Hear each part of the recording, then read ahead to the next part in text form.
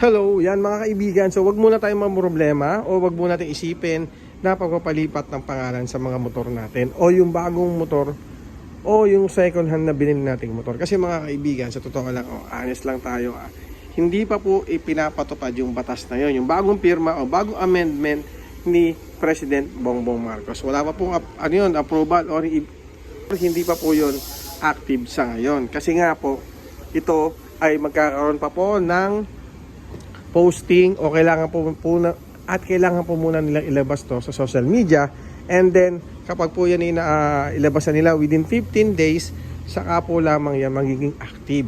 At mga kaibigan, isa rin po sa mga tatandaan natin, ito po ay prospective. Ibig sabihin, yung mga motor natin na dati pa natin nabili na second hand, hindi po yan apektado sa bagong batas na inaprobahan ni President Bongbong Marcos.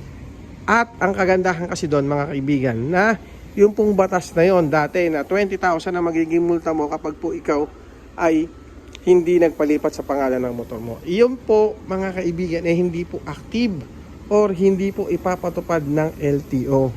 Kasi nga po gagawa po sila ng DO o Department Order para po ito i-revise or magkaroon pa rin ulit sila ng amendment para doon sa batas na yon. Kaya kung kayo ay mga rider na namumroblema pa hanggang sa ngayon na wala na yung may-ari ng motor, ng first owner, namatay, or Xerox ang nakuha nyo, at saka kung ano-ano pa mga reason natin, sa tingin ko po, sa aking opinion, hindi pa po iyan magiging apektado or hindi pa po tayo maapektuhan yan sa mga binili nating motor. Kasi nga, inulit ko, kailangan pa po yan ng Department Order ng LTO para po yan ay ma-approve ulit nila para po mapatupad yan. So, ang aabangan po natin yung amendment ni Pangulong Bongbong Marcos kung kailan po yan ipapatupad. Kasi kapag po yan ay napatupad na, mga kaibigan, lagi yung tatandaan na kapag napatupad na po